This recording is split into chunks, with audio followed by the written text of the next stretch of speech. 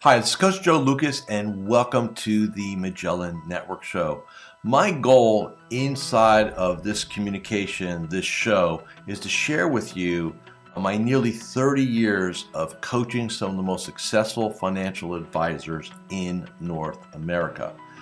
We're going to be talking about strategies, syntaxes. We're going to be bringing guests on from time to time, and I'm going to share with you what's working now.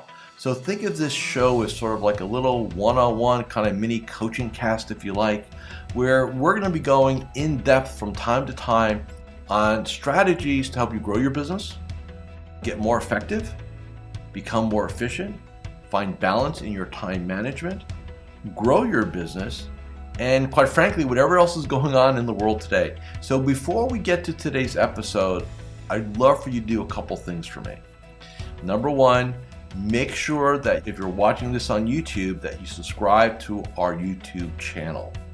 If you're doing the audio, make sure that you give us a review on whether Spotify or Apple. We'd really appreciate that. And quite frankly, that does help. It does matter when you rate things and like things and subscribe to things. It helps us get the word out to more of the industry.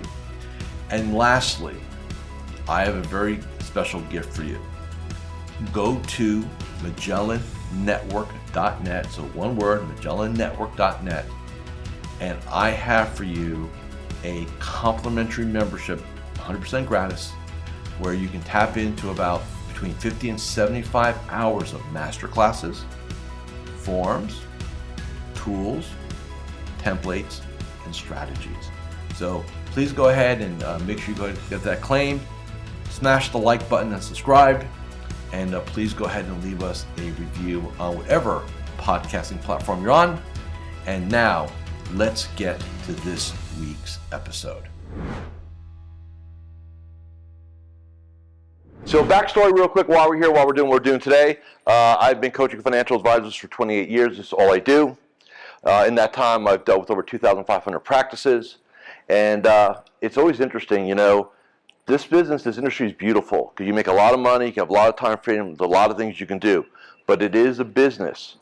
And I hate the word practice because practice means that we're still trying to figure stuff out and we want to run a business. So today's going to be about running a business and the different domains. So let's kind of jump into it right now. So first thing is let's talk about what it is we're talking about today. So what is optimization? So what I define is getting the highest and best outcome and return on investment, highest and best use of time, focus, energy, and effort. So when I look at a practice, I look at everything. I look at the owner, the leader, the team, the client, the processes, the systems, the marketing, the branding, the business development. And a lot of times you don't need more clients, you need more profits. Because some advisors run nonprofits. They take on clients they shouldn't take on. They take them on, not in a good economic situation, and you cannot scale that. You will go broke. The old saying, if it costs you $1 to make a hamburger, and you sell it for 90 cents, there's only so many burgers you can make. Okay? So this is not about working harder. This is about working smarter. This is about understanding profits inside of what we're going to do. So, like I said, 30 years almost, 2,500 practices.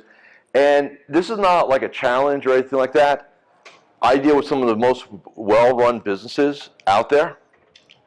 There's always another area. There's always more, okay? So that's what this is really about. Now, let's take a look at what the challenges are. So this is my reality. This is everybody's reality in this room, okay? Number one is that all of you, as you sit here today, have untapped opportunities. I want you to think about it. If I said to you right now, without adding another client to your business, could you grow the revenue of your business? The answer is yes, right? Can. I mean, from either optimization or getting your fees right, a lot of you woefully undercharge. We're not going to really talk about fees, that's a whole different topic. But I find most advisors undercharge for what they provide. Why? The man or woman in the mirror. Because you don't know if you're worth it. And that's what it boils down to, okay? Number two, when you got into this business and got your life insurance, your Series 7, 65, 63, you went to work for your first place, wherever that was, did you get the training on how to be profitable? Did you get the profitability training? No. What did you learn? More is always better. More clients, more assets, more. Because the firm didn't care. They don't care. They were worried about their profits. They weren't worried about your profits. So today is about hopefully opening up your mind and opening up some doors for you where you'll start thinking about your business in different terms and understand that it's really about without profits, you can't scale the business. And that's why sometimes advisors get in this, if you look at their career, you'll see growth and you'll see this flat line where they can't bust out. Well, why is that? A lot of times they just don't have the resources to do it because they're almost running a nonprofit and you can't scale that. Okay? Next, cost. Everyone in this room needs to determine what does it cost you to have a client. And I'll give you a quick swag. It's a swag. There's a much more in-depth way to do it. If you would just take all your overhead, including your salary, what you pay yourself, divided by number of households, that's a rough number. If you want to be a little bit more sophisticated, tranche it. A's, B's, double A, single A's, whatever. But there's a cost. There's overhead. There's staff. There's risk. How do you price risk in to a relationship? They could sue your butt for no reason, right? So you've got to know at least a concept of what your numbers are. I would say, in my experiences, it costs an advisor no less than $2,500 a year to serve. And I mean, I'm talking no less than. That's bare bones. Some of you is probably $5,000 or $10,000 a year. Okay? If you have a client that's you're earning less than $2,500 a year on, you got a problem. Now, it does not mean you should not help people. If you want to have some nonprofit slots, I'm cool with that. Just don't make it the entire business. Okay? Just don't. So you have to know your numbers. So what I would challenge you to do when you leave this room today, not tonight, obviously, but when you go back to your offices, make an appointment with yourself and look at your numbers. Look at what swag it. It's better than what you have now, which is nothing. Swag what you think it really costs you to have a household. Okay? Next. The more is better concept. Profits what matter. Now, am I saying you should get rid of your clients that are non-profitable? No, I'm not saying that. I'm just saying that you have to determine, can I raise the profitability, which is optimization, which is what we're going to talk about today, right? Or is there another path that perhaps we can serve them in a different capacity? Okay? We need to have that. Oh, by the way, you can ask questions as we go. You know, we got 50 minutes here, so I can be a little leisurely if there's some questions you want to ask, right, from that perspective. Here's the breakdown. Everybody wants a system.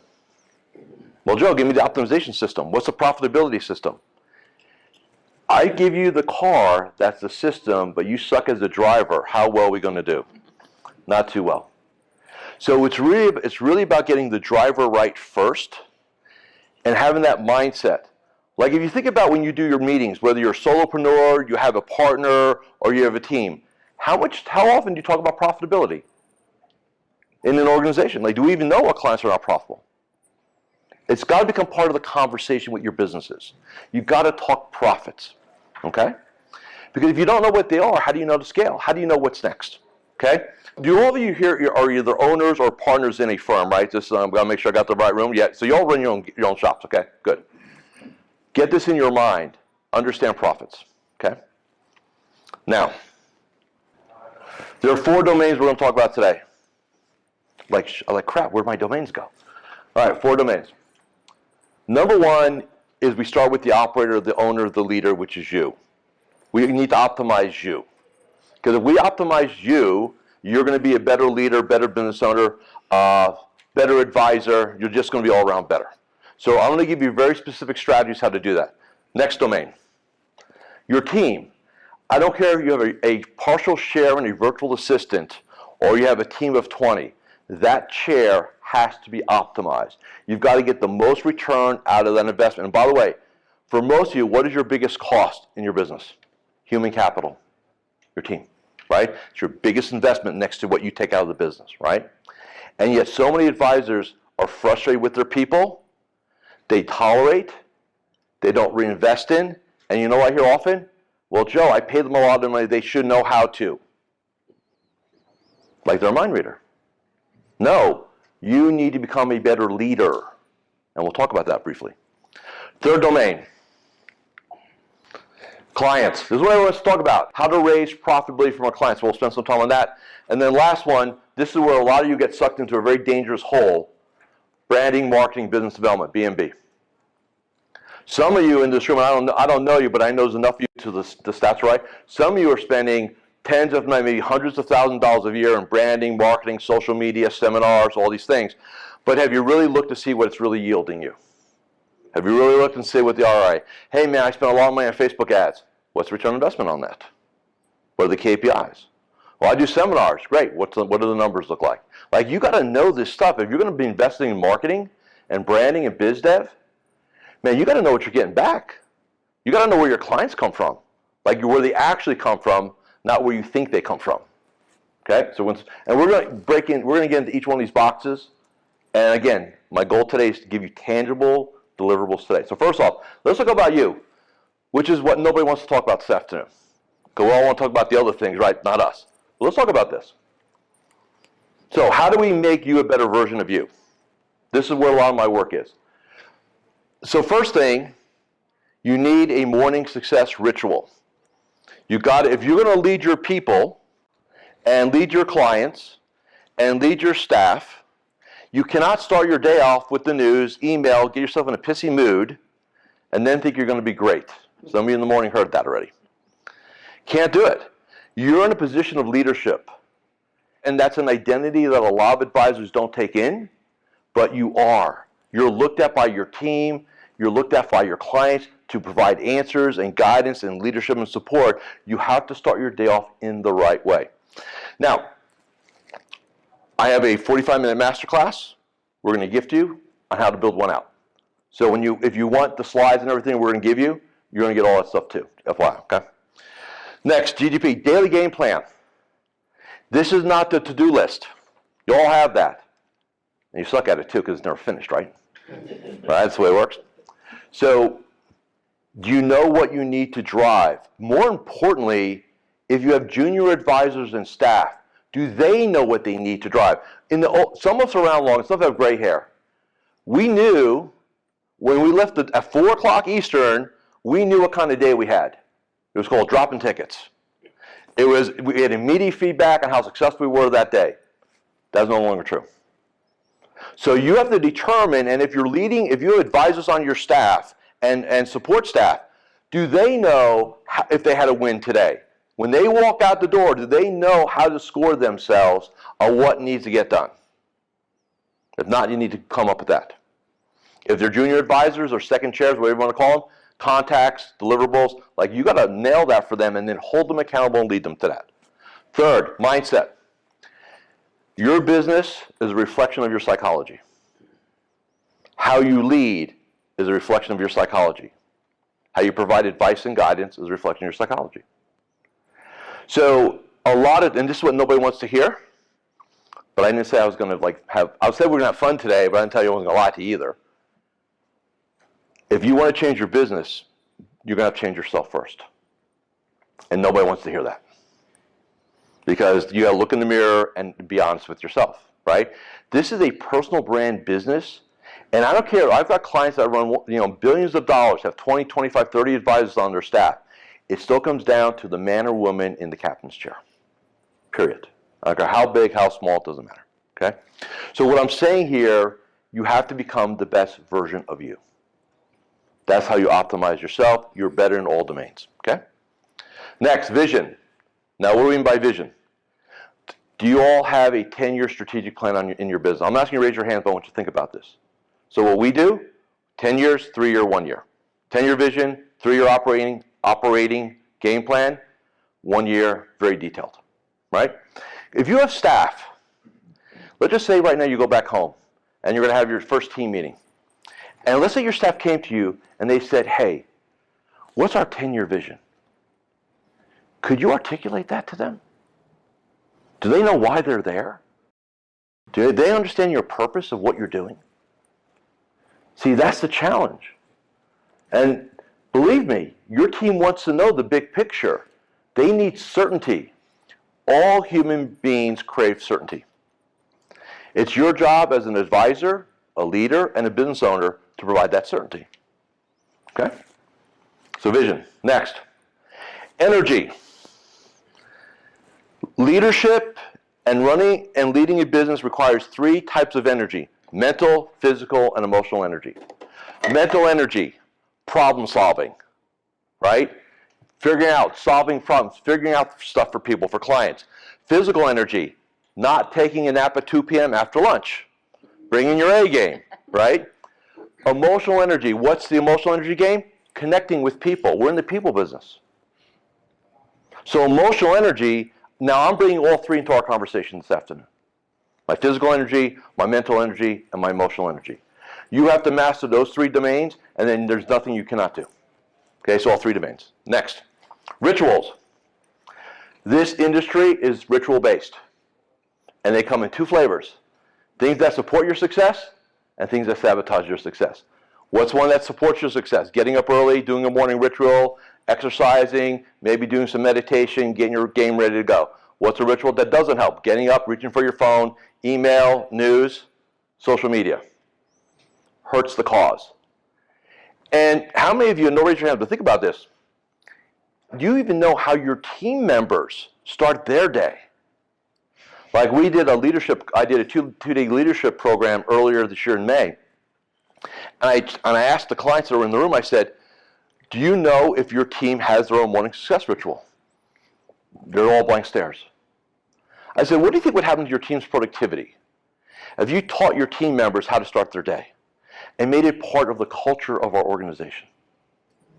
Would we get more done? Will we be more resilient? Would things happen? Yes. Okay? So rituals, what you eat for lunch is a ritual. You can either eat things that help the cause, right? Healthy food, salads, right? Low carb, no sugar, stuff like that. Or you can go to a place and order a number 10 supersized.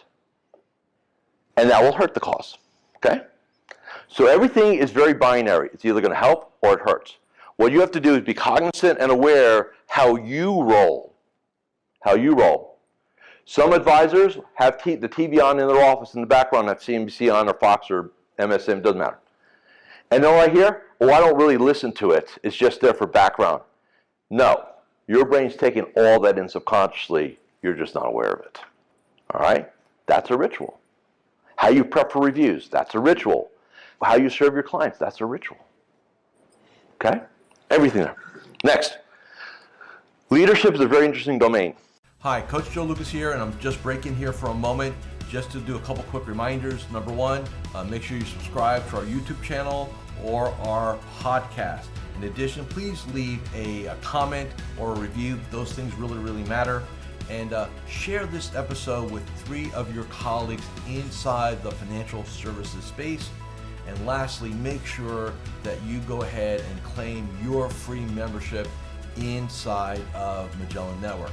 Now back to this week's episode. And while it's not the primary conversation today, I will give you some elements of it because I think I want you to take home with it. So the domains of leadership are this: lead thyself first, lead your team, lead your clients, lead everybody else. Now, if I took a poll, and I'm not going to, but I want to ask the question, I want you to think about it.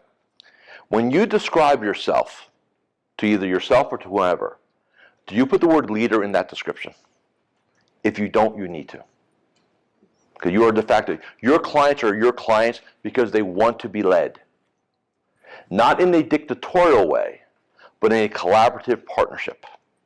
So when I teach my clients, we talk about how do we frame the relationship with the client. Do we say we're holistic, proactive? Those are words are often, they're overused, they don't mean anything.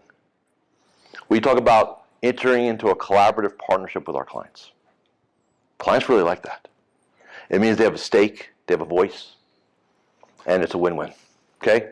So leadership, all 4 domains, identity first. So what I need you to do when you walk out this door is start describing yourself as leader to you. You don't need to tell anybody else.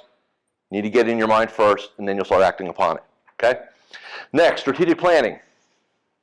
You as a business owner have an absolute moral, ethical duty to have a business plan. Ideally, it's 10 years. But I'll ask the question. Let's just say you had your ideal prospect, whoever they are, and they were sitting with you, and they were thinking about hiring you as their advisor. But there's 2 caveats. I'm happy to give you my $25 million. I just need to see 2 things, and I'll sign. Number 1, I want to see, I don't need to read it. I just need you to produce it for me. your business plan. I want to know what your vision is for your business. Oh, and the second thing I want to see that you're asking me to do a financial plan. I like to see that you have your own personal financial plan. I'm not going to embarrass anybody in this room because part of me it's not a good idea. A lot of advisors could not produce a business plan, and a lot of advisors cannot produce their own financial plan. But yet, what do we ask our clients to do? Tell me your goals. Tell me what you want to do in retirement. Tell me what you want to do with your money, right? So in other words, we'll be demanding of our prospects or clients, but we don't keep our own standard. That's being very incongruent to what? The college kids, yeah, exactly. So my personal clients, that's my standard. You have your own financial plan, you have your business plan, because I help them create it. Okay, that's a non-negotiable. You need to come from a position of power. And there's ways to get power. You can BS it. Takes a lot of energy, and eventually you get found out. Or you become authentic. And you walk the talk that you're asking your clients to walk. Okay? So for some of you, have a project now. Get your financial plan in order. Get your business plan figured out. Important. Next, this is going to sound really bizarre, but hear me out on this. None of you spend enough time thinking about your business. No, you spend your time on the to-do list. Getting through the email box. When's the last time you took a day and went somewhere just to think about your business? Just to think.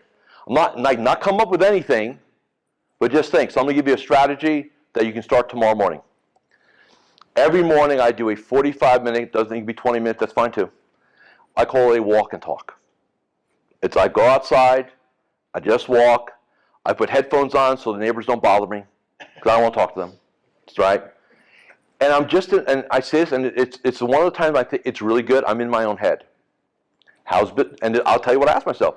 How's Joe feeling today? How's business? What's he excited about? What's he frustrated with? What's my next move? What's my next 5 moves? You know, and then whatever the goal is. If my goal is to double my business in the next 3 years, okay, how are we going to double the business in the next 3 years? And sometimes I don't get an answer. But if you do it every day, you will get answers. There'll be a moment in time you'll be walking and you'll have this breakthrough thought that will change everything. The problem is you're not putting yourself in a position to do so because you're so busy on the to-do list. So next deliverable, ideally 20 to 30, it could be on a bike, but I like the idea of walking and I like being out in nature, you know, maybe not downtown. But have time with yourself to just think about your business. Ideally every day a little bit, but then on a regular basis, and I'll let you determine what regular means to you, maybe every 30 days or so, take what we call a strategic day, go somewhere other than your office. Your breakthrough thinking will never happen at your desk. Never. You know where it happens a lot of times? Believe it or not, on vacation. You're somewhere, right? You're somewhere, and your brain's like relaxing, you're stretching out, you know, and then you start getting super creative, right? Do more of it. Here's a little secret, which is going to sound very bizarre. It's counterintuitive. The more time you spend thinking on your business and working on the business, the faster your business grows, which is totally different from what most people think. Most people think I got to work harder, I got to put more time in.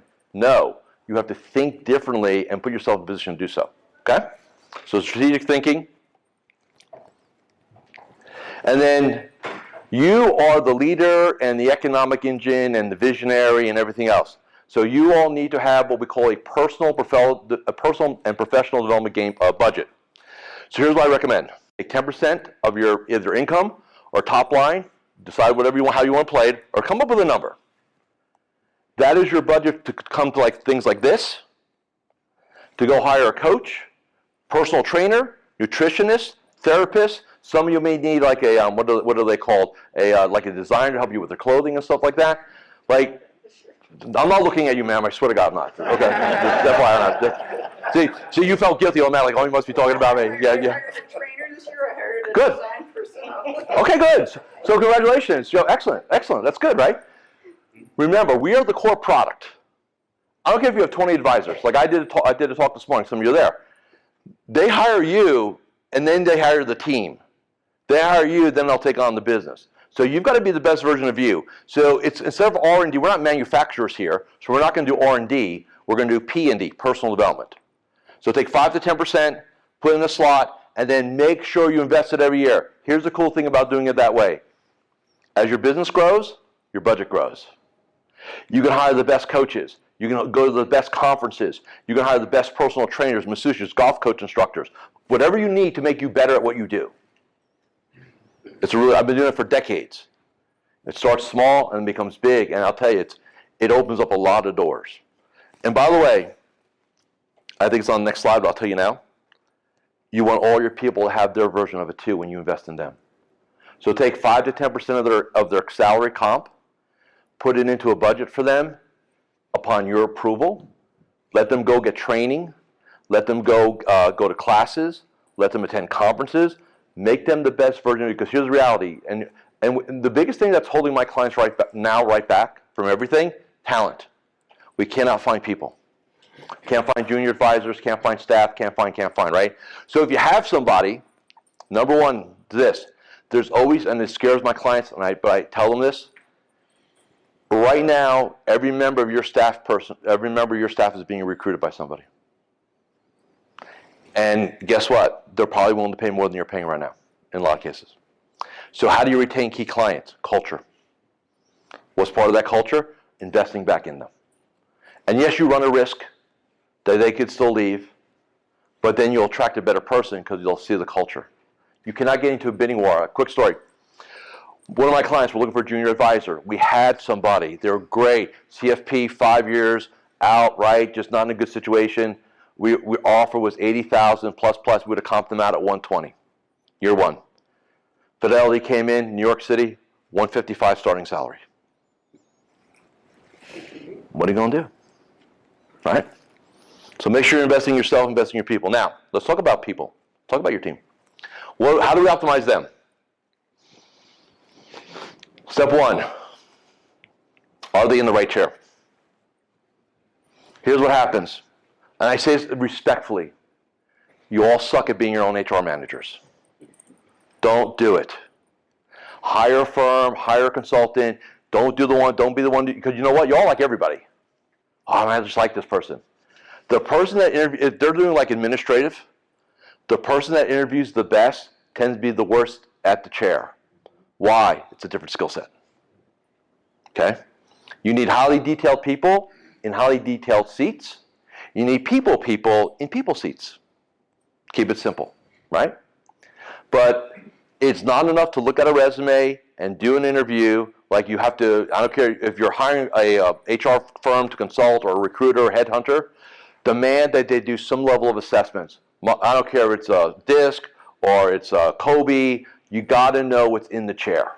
You got to know invest a couple $100. You're making a mid-level staff. You're making between time, energy, effort. You're making a $250,000 decision. Invest a couple $100. See what's under the hood. Okay, really important. And if you've got people struggling right now in the chair they're in, determine if you can modify the chair or can you swap the chair out with somebody else. Because all they're going to do is get frustrated. They're going to check out mentally. You're going to be frustrated because you're compensating them. You're not getting return on that compensation. And it's just dysfunctional. Okay? Next, like I just said, personal development game plan and budget. So take a chunk of their comp, 5%, whatever, put in a budget. Upon your approval, make them a better version of themselves. Okay? They'll be more valuable to your organization. Next, this is you. So this is a 2-day program, so I'm not going to get into the nuts of it, obviously. Do not be a manager. If you have to manage your people, guess what? Got the wrong people. Lead them. How do you lead them? You coach them. So what my clients do every month, every direct report, they have a one out of the office. Cup of coffee, 45 minutes, and they just talk to the direct report what's going on. It's not about the checklist. It's not about what's late. How are you doing? What do you see from your position? What can we do better as an organization? How can I be a better leader to you? That's what that conversation is like. Once a month, 30 to 45 minutes out of the office. You need to allow your people to give you feedback, and you need to be asking them different questions. And again, I'll give you one employee, one team member. You do it, okay? For some organizations, it's transformative because you're going to have a different type of relationship with your team. a depth that you would not get any other way. And you'll get massive amounts of loyalty because they really truly believe authentically that you care about them. Okay? So that's the difference there. Next. So here's the thing, like I said earlier, KPIs and accountability. Does every member of your team know at the end of the day whether or not they had a successful day? So for example, if you're a junior advisor, what are the 3 metrics for a junior advisor? How many contacts, how many meetings set, how many referral conversations? That's the way I track it. What are your KPIs as a leader? Because remember, what domains do you operate in? You're the advisor, you're the business owner, and you're the entrepreneur. All 3, yeah? How do you measure them? Some are measured, right? Assets, household, that's easy. But how do you know if you had a successful day or not? What do you track in your business? How many of you here do outside marketing? Just raise your hand. Or you invest in marketing? You know, social media, seminars, whatever. Yeah, okay, good. So social media, everybody's saying it goes up. Okay. How do you track it? Or are you doing FOMO? Fear of missing out. Well, the guy down the street's doing this, I got to do it. I was on Google the other day, and the shop down the street, man, they're running ads. We got to run ads. Right? Like, no. Track it. Look at the math. Does it make sense? Make business decisions. I'll tell you, sidebar conversation. I will sometimes do sidebar conversations because my mind goes somewhere. You all need to really look at your marketing budget and your return on investment because I will make an educated assumption here. If you were to take that capital and put it back into a referral program for your clients, I think you get a much better return on investment. This game is not about being popular, it's about being paid, yes. How do you track the value of just building a brand? Great question. Are you going to sell it Eventually, yeah, 20 years from now? sure. This really doesn't matter right now. I'm serious. So here's the example I'll give you. I've got a guy down in Jupiter, Florida, spent a lot of money in social media, branding, marketing, billboards, radio show, whole 9 yards. He's the executive director of Chamber of Commerce, like high profile guy, okay? Everybody says, I love your ad. Oh, I sold a billboard on Route 1. Man, that's great. Are they clients? No. Popular, not paid. Okay? So yes, I think there's elements of doing that, but at the end of the day, if everybody knows who you are, but nobody does business with you, you have a brand, but not really a profitable business, right? You need both. Ideally, the perfect one, you want both, right? Ideally. So there's some intrinsic value in that. The problem with it is that we're not General Motors or IBM or Google or where we can say, hey, we can put a couple $1 million just for name recognition. Like, we got to do P&L. We got to get money back on what we're doing here. So again, sidebar. Here's a quick question, no answers. Look at where your last 20 clients came from and invest your capital there. Where your last 20 clients came from, invest your capital there. Okay? Still do some branding, that's cool, right? But make sure we're optimizing that other side. Really important. So KPIs and accountability, key performance indicators, you need to know. And I'll give you so when we do business planning, which we're getting ready to do next month for my clients, what do you want to track? Some key ballpark things. Not net new money. Doesn't tell you anything. How much money did you attract this year?